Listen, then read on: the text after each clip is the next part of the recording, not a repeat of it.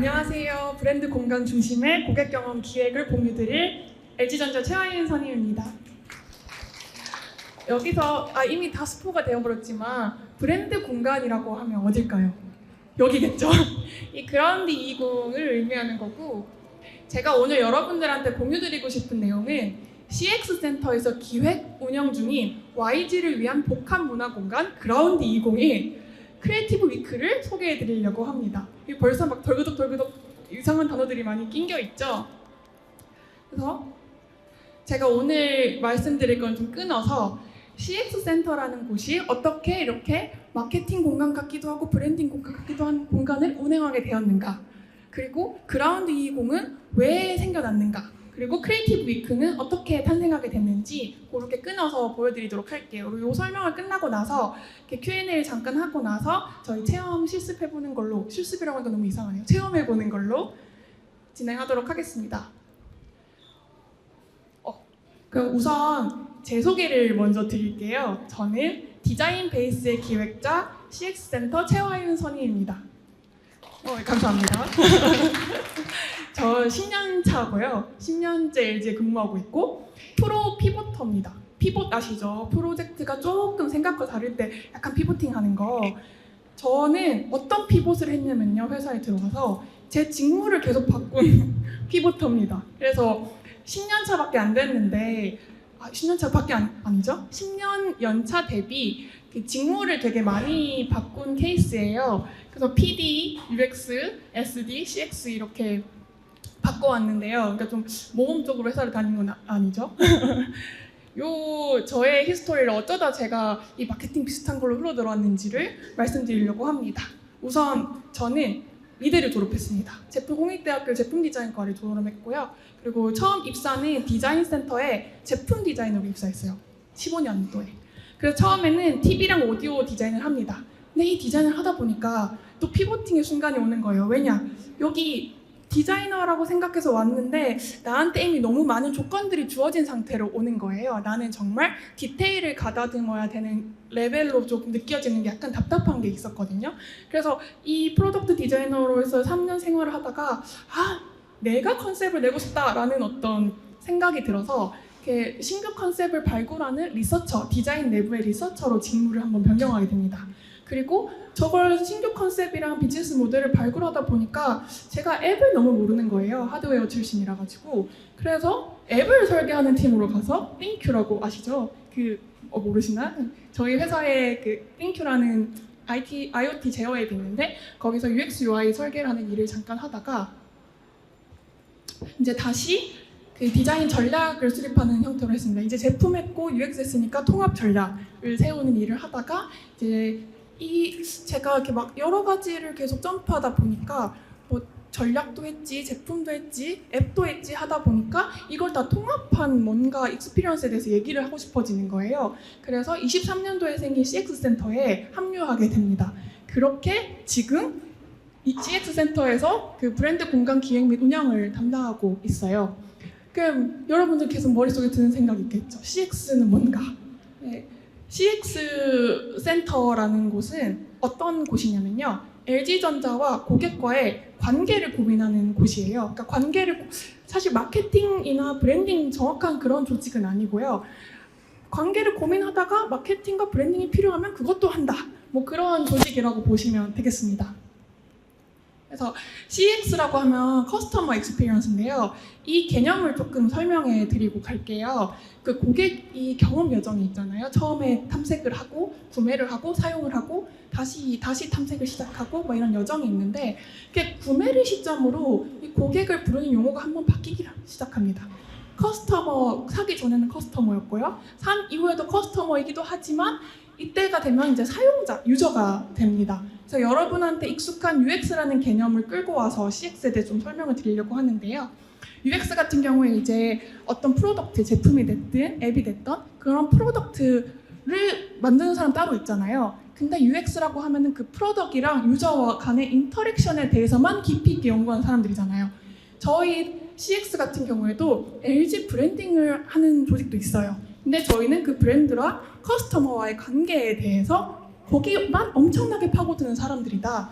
그렇게 봐주시면 되겠어요. 근데 보시다시피 CX라는 건 결국 고객 경험의 총체니까 온갖 것들이 막 연관이 되겠죠. 제품 개발도 연관이 될 때가 있겠고 막 개발이 연관이 되잖아요. 그래서 저희 CX 센터는 온갖 전공이 함께 하고 있습니다.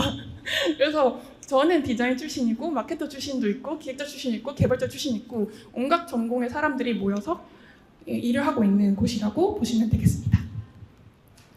그래서 이렇게 CX 센터가 커스터머랑 LG와의 관계에 대해서 막 이렇게 파고든 거예요. 근데 그 커스터머가, 그러니까 고객들이 LG전자를 가장 많이 생각하는 시점이 언젠가 이걸 살펴봤더니 결국 어떤 특정 라이프 모먼트일 때 LG전자를 생각해 주는 거예요. 예를 들면 내가 이제 입학을 했다. 그램을 사볼까? 이렇게 생각이 드는 거고 내가 결혼을 했어. 신혼가구 해볼까? 그럼 내가 이사를 해.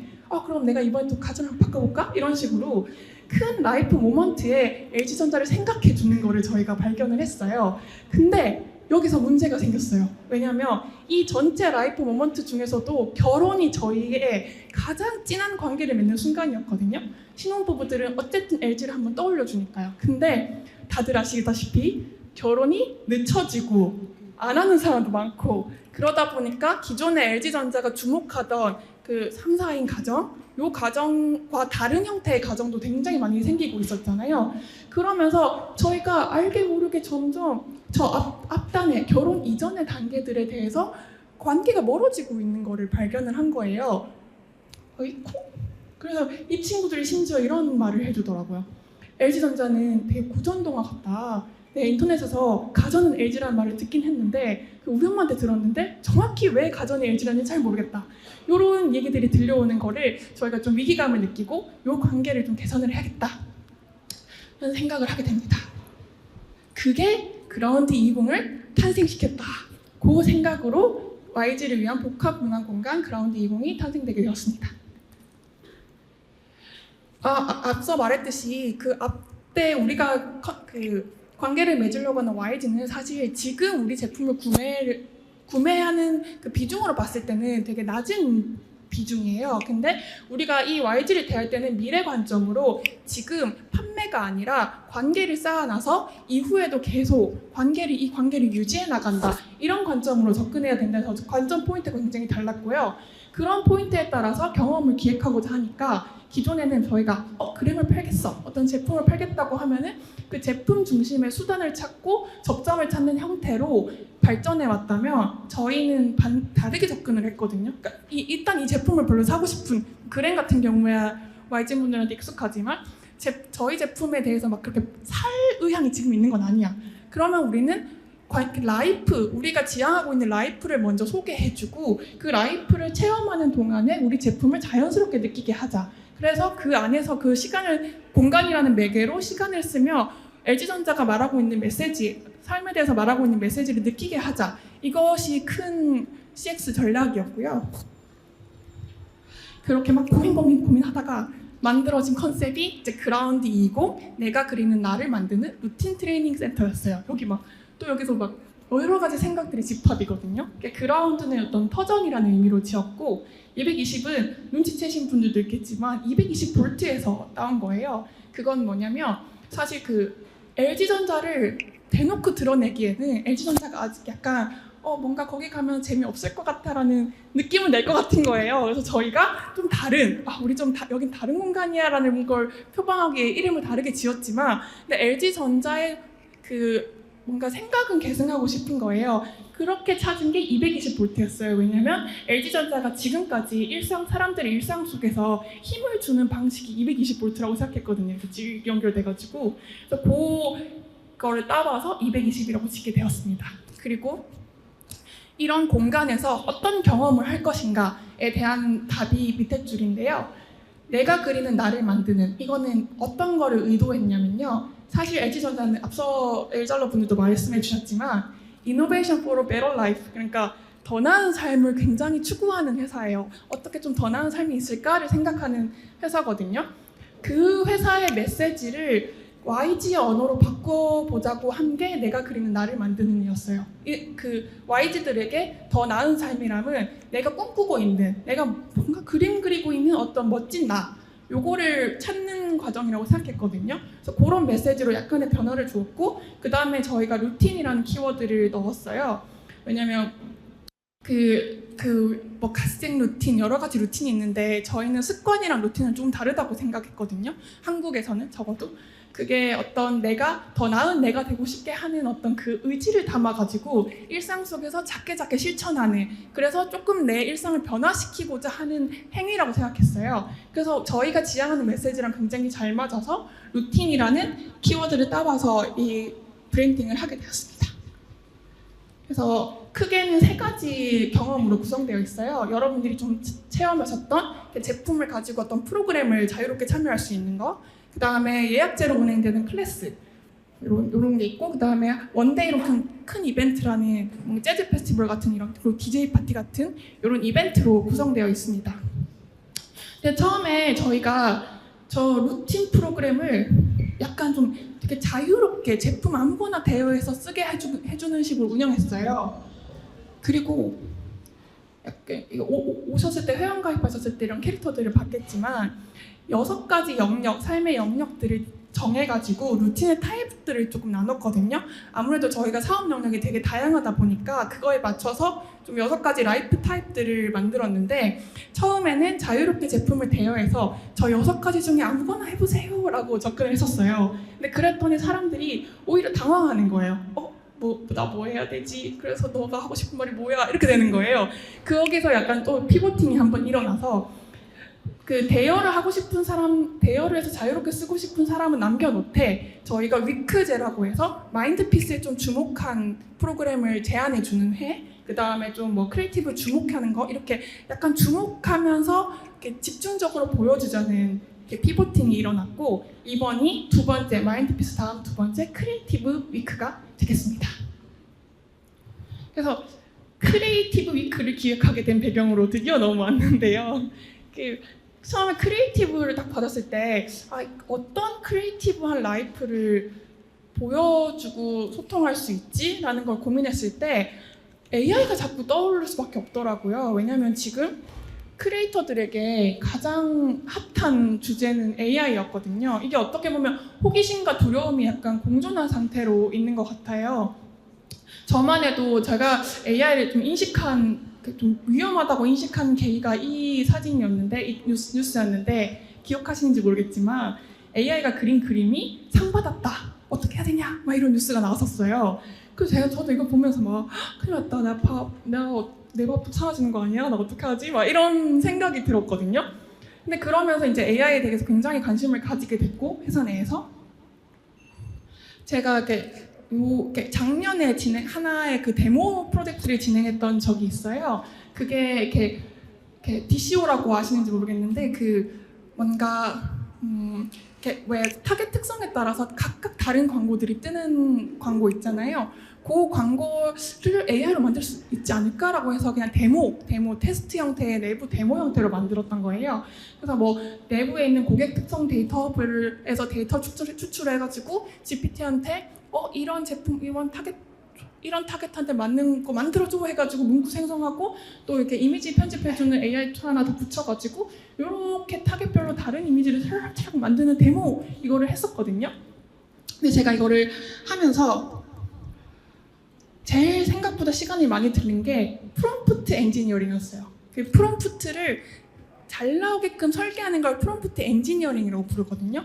제가 GPT랑 싸움을 했어요, 거의. 그래서 여기 지금 왼쪽에 보이시는 게 제 파이널 프롬프트였거든요. 근데 저기 지금 굉장히 길죠. 이게 왜냐면 대화하듯이 할 수 없고 엔터 치면 바로 답이 나오게 해야 돼가지고 프롬프트 자체로 완벽하게 해야 됐기 때문에 되게 막 한 줄 한 줄씩 고쳐가면서 뭐가 잘 나오는지를 막 이렇게 스터디한 거였어요. 그래서 오른쪽에 보시면 이게 이제 여기서 이런 거 나오니까 잘 나오더라, 이런 거 나오니까 잘 나오더라는 게 개인적인 레슨이었고요. 그리고 첫 번째는 이제 답변 내용 퀄리티를 올리기 위해서 했던 것들, 그다음에 그 형식의 일관성을 위해서 했던 것들, 여하튼 이런 고민들을 열심히 했어요.